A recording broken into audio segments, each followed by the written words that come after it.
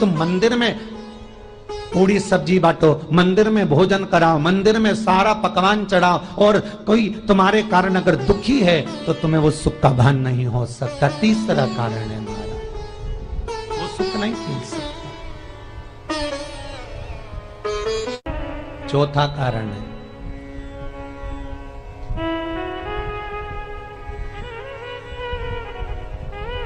महाराज,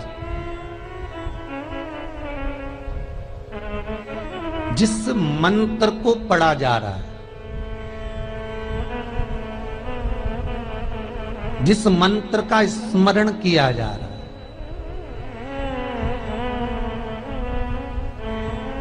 जिस भगवान की माला को हम जप रहे हैं, हम पाठ कर रहे हैं, उसमें त्रुटि। उठा लीजिए दुर्गा सप्तशती। दुर्गा सप्तशती का हिंदी अनुवाद में एक थोड़ा सा दृष्टांत दिया है, आपको मालूम होगा।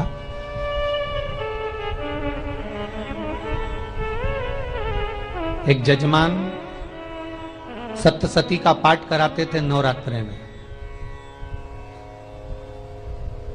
नवरात्रे पूरे होते थे और उनकी पत्नी मर जाती थी। सप्तशती के अंदर लिखा है, बहुत ध्यान से सुनिएगा। दुर्गा सप्तशती का पाठ कराते थे और पत्नी नवरात्रे के बाद 4 महीना 3 महीने के बाद मर जाती थी।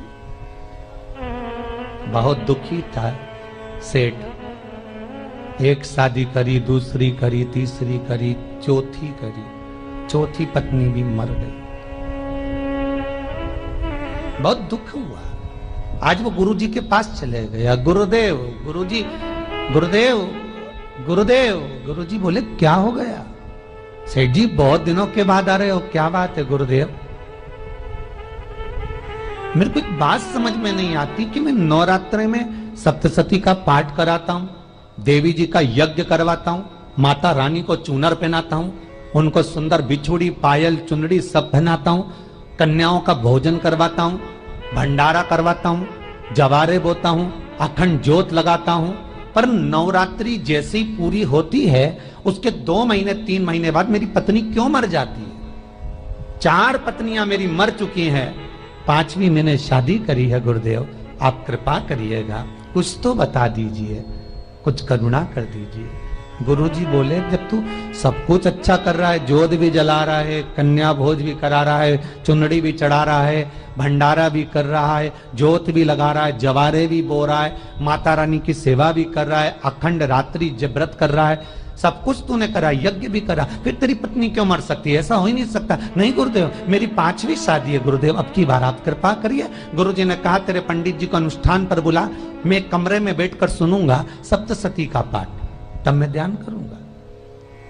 गुरुजी अंदर के कमरे में जाकर बैठ गए, ब्राह्मण पाठ करना प्रारंभ करा और ब्राह्मण ने पाठ करना प्रारंभ करा। उसमें एक शब्द आ गया, भारयन्तु भक्षन्तु, भारयन्तु भक्षन्तु। उसमें बोलना था भय, पीड़ा को, हे जगत जननी तू भक्षण कर जा, पर ब्राह्मण बोलता था भार्या तू भक्षण, तू मेरी पत्नी को, मेरी भार्या को तू भक्षण कर दे। पंडित जी जैसे ही बोले गुरुजी बाहर निकल कर आ गए। पंडित जी को रोका, रुकिए गुरुदेव आप हर साल अनुष्ठान कर रहे हो जजमान के यहाँ और बोल देते हो भार्या तू भक्षण तू, हे देवी तू मेरी पत्नी को खा जा, तो माँ हर बार उस पत्नी को निगल जाती है। निवेदन है शब्द सुधार लीजिए, शब्द ठीक है। चौथा कारण है कि आप जो पाठ कर रहे हो, आप जो पूजन कर रहे हो, आप जो अनुष्ठान कर रहे हो, उसमें कुछ ना कुछ गलती जरूर हो रही है। ये चौथा कारण है।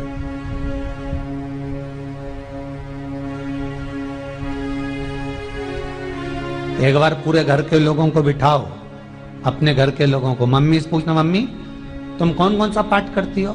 एक बार मम्मी से पूछना, फिर एक बार पापा से पूछना, पापा आप कौन कौन सा पाठ करते हैं सुबह? फिर बहू से पूछना, भाभी आप कौन कौन सा पाठ करती हो? फिर छोटी दुल्हन से पूछना, छोटी दुल्हन तुम कौन कौन सा पाठ करती हो? भैया आप कौन कौन सा पाठ करते हो, आप कौन कौन सा पाठ करते हो, पूछना। जब घर के अंदर बड़ी बहू अलग तरह का पाठ कर रही है, छोटी बहू अलग तरह का पाठ कर रही है, मंजली बहू अलग तरह का पाठ कर रही है, मां अलग तरह का पाठ कर रही है, पति अलग तरह का पाठ कर रहा है, तो उसका जो प्रभाव है, कौन सी चीज कहां टकरा रही है जिसके कारण घर में रोग इतना है कि कोई सही होने वाला ही नहीं है। अब तुम कहो कि सीवर वाले गुरुजी ने उपाय बताया, हमने बहुत करा, पर सही क्यों, तो सही क्यों नहीं हो रहा है, उसका कारण है या तो बड़ी बहू जो पाठ कर रही, या सास जो पाठ कर रही, जो पति जो पाठ कर रहा है, नाते जो भी उस घर के अंदर रहकर जो पाठ अर्चना कर रहा है, उसमें जरूर कुछ ना कुछ ऐसा हो रहा है जिसके कारण वो काम नहीं कर पा रहे, उसमें कुछ ना कुछ गलती हो रही है जिसको तुम समझ नहीं पा रहे, जिसको तुम अपने आप को बहुत विचार करते हो कि मेरे बराबर कोई नहीं कर सकता, मैं शंकर की भगत, मैं राम की भगत, मैं कृष्ण की भगत, मैं जो करती हूँ बहुत अच्छा करती हूँ, मैंने जो किया बहुत अच्छा करा, पर हो सकता है उसी कारण आपको दुख झेलना पड़ रहा है।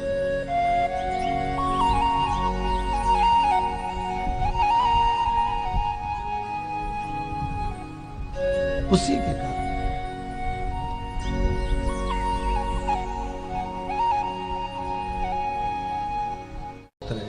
महाराज, हमने जो दान किया, हमने जो पुण्य किया, हमने जो सत्कर्म किया, वो किस जगह पर लगा?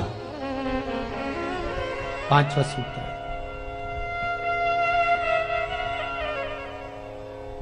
जो आप दान कर रहे हो, जो आप पुण्य कर रहे हो, सत्कर्म कर रहे हो, वो किस जगह पर लगा? ये पांचवा सूत्र। फिर निवेदन करेंगे, गाय, बेटी और लक्ष्मी 50 बार विचार करना, तब किसी को देना। बेटी किसी ऐसे को मत ब्याह देना जो जुआ खेलता हो, मदिरापान करता हो, मांसाहार करता हो, वेश्यावृत्ति करता हो, वो बेटी का सम्मान नहीं करेगा। बेटी रोएगी तो कन्यादान करने वाले को रोना पड़ेगा। दूसरे नंबर पर गौ माता, गाय ऐसे ब्राह्मण को दान मत देना कि ब्राह्मण के घर में खुद रहने की जगह नहीं, और गाय को ले जाकर तुमने दे दिया, और उस ब्राह्मण ने जब तक दूध दिया बांध कर रखा, एक तगाड़ी बाल्टी साड़ी के चक्कर में ले लिया, सोने के सींग के चक्कर में ले लिया, और बाद में वही गाय कसाई के हाथ में बिक गई और कसाई ने काटा तो बद्दुआ तुमको लगी। बेटी, गाय और लक्ष्मी, पैसा भी किसी ऐसे भिखारी के कटोरे में मत दान देना कि जिसने ले जाकर मदिरा पान में लगा दिया, जुए में लगा दिया, वेश्यावृत्ति